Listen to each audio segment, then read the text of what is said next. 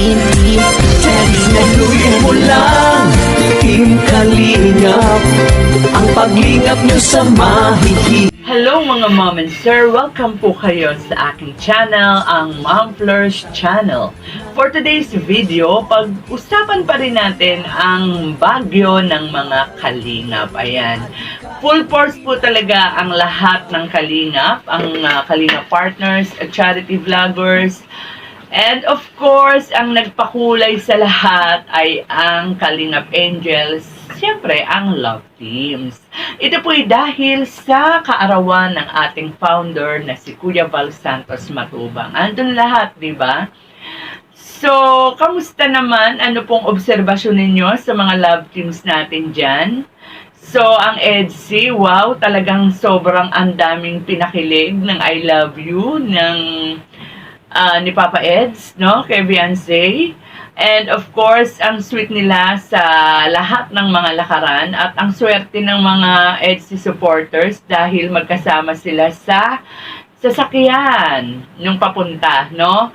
So, ginagawa ko to, hindi ko pa po napapanood yung kanilang papauwi. So, itong aking nire-reactionan ay yung papunta at habang nasa Baguio. Siyempre, hindi pa tatalo ang Jom Carl dahil kahit nasabihin nating nagkahiwalay sila ng sasakyan, ng transient house, bawin-bawi naman po sa pamamasyal kahit na sinasabing nagkakatampuhan. Pero di po ba, gano'n naman talaga ang mga mag-sweetheart. Mas may tampuhan, mas lalong tumitibay ang kanilang pagmamahalan. Kaya, tingnan nyo naman, yung mga behind the scene na pahawak-hawak ng kamay ni Papa Jom kay Bibi Carla. At kung makikita ninyo yung mga post nila, napaka-sweet. Yan ba yung may tampuhan? Walang tampuhan yan. So, sweet pa rin kahit may tampu-tampuhan.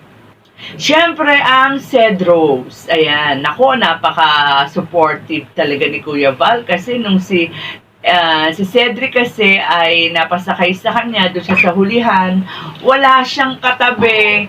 Siyempre naman, nasa harap ni Cedric ang EDC. So, itong ating Kuya Val na napaka-maunawain at napakatalas ng pakiramdam, nung nag-stop over sila, talagang dali-dali niyang doon pinaupo si Roseanne para nga naman hindi malungkot si Cedric. Ayan. So, tignan natin kung sino pa ang love team. Ang Marward at saka ang Ed Pau. Itong dalawang pairs na to, talagang masasabi natin good vibes lang. Kasi mga bago pa, mga walang intriga, wala pang mga tampo-tampo, wala pang mga, di ba? Talagang lang sila, parang naglalaro pa lang. Di ba? Pa TikTok, palaro-laro. Pero ang cute-cute na tong dalawang pair na to, Marward and of course, Ed Pau. Hindi ko pa napapanood yung latest vlog ni Kalinga Prab sa Ed Pau kasi kakadating ko lang. Maya-maya papanoorin ko yan. Basta, yung mga nakikita ko, naobserbahan ko lang sa kanila, ang Marward tsaka Ed Pau, talagang good vibes lang sila, di ba, kwentuhan, naglalaro, di ba, mga, lalo na nung brownout, ay talagang, di ba, inabot sila ng brownout dyan, nakakatawa, talagang, vibes na vibes sila, at tsaka, parehong, ang cute, ang ganda-ganda ni Pau Pau, at tsaka ni Marian, and of course, ang gwapo ng kambal. So, tignan natin yung susunod na love team. Sino ba ang kasunod na love team? Ay, sino pa ba? Of course, ang Rajel, no? Ang Rajel natin, mga kalingap, ay sinamantala. Sinamantala na wala ang kanilang mga bantay. Si Kalingap Tata, wala. Hindi natin makita. At sinamantala yun ng Rajel. Anong ginawa nila? Nag-milk tea sila. Na nagtuturoan pa sila dalawa kung sino ang naglibre. Kiniklaim ni Angelica siya, kiniklaim naman ni Coach Ralph na ang totoong nagbayad ay siya. But anyway, alam mo naman yan dalawang yan, no? Talagang pinapasaya tayo lagi, no? Pinapatawa, pinakikilig tayo lagi. And of course, ang sweet naman nitong dalawa na to habang namamasyal sila sa doon sa mabanda sa may Manor Hotel, pati yung EDC natatanawan natin, talagang ang sweet din nila. yung mga ibang love teams sa Manor Hotel, parang hindi ko yata nakitang magkakatabi. Parang meron silang mga sariling lakad. Pero ang Elsie at saka yung Radiel, alam ko, magkasama sila no? Magkasama sila dyan.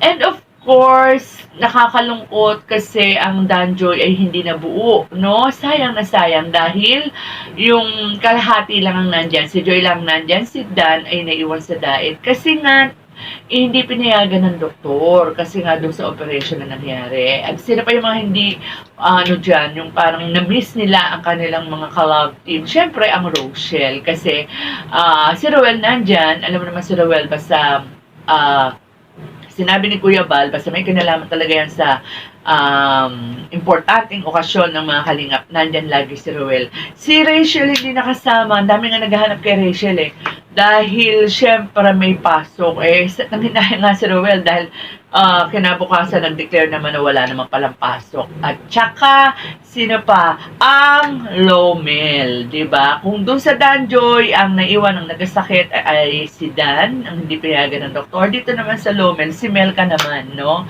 Si Melka naman ang hindi nakasama kasi diba, alam naman natin nakagaling lang sa hospital. But, ang usap-usapan ay wala na raw Lomel kasi papalitan na raw ng Mel Brad.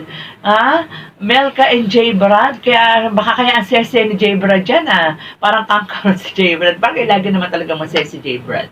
And, meron tayong naamoy na mukhang may bagong love team na papasok, di ba? Kasi si Ashley, nakita natin si Ashley, tsaka si Paulo. Panay ang panay ang pakuha nilang dalawa. So, ayan na ba? Ayan na ba yung ating bagong aabangan, ang Paulo at ang Ashley na yan? So, ang dami nating aabangan ng mga love teams dito sa Team Kalingap. Alin ba dyan? Alin ba dyan talaga ang ang talagang sasabihin natin, pasok na sa banga, di ba? So, ayan, ang saya-saya na kaganapan sa Baguio kahit na hindi nila inalintana ang Super Typhoon. Siguro, kung hindi talaga dahil diyan sa Super Typhoon na yan, baka mas marami pang mga Kalinga partners ang nakasama dyan sa Baguio.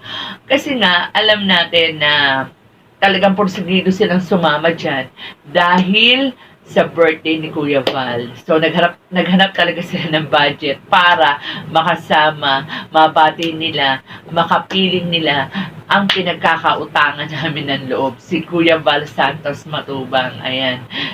At kung kayo ang tatanungin natin, mga kalingap, sino dyan sa mga love teams na nakasama ang sa palagay ninyo talagang sweet na sweet? Ako meron akong napili pero sa akin na lang yun kasi baka mamaya awahin ako ng mga supporters ng bawat love team. Ayoko nang may kaaway. Gusto ko good vibes lang kasi ginawa ang Kalingap Love Team para pasayahin tayo.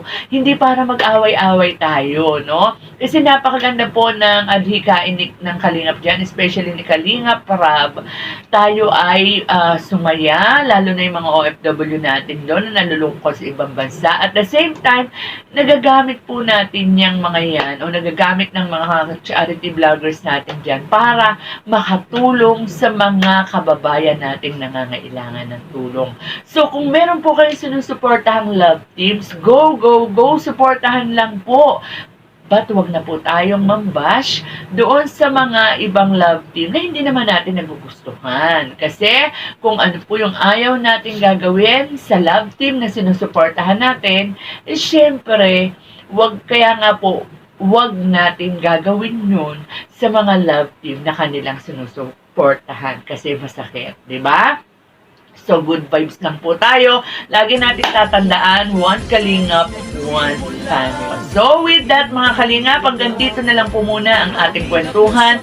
Ingat po tayong lahat. And Ang pagtulong nyo ay inspirasyon sa lahat ng henerasyon. Ituloy mo lang, Kuya Val, gawin ang adhikaing pinapangarap.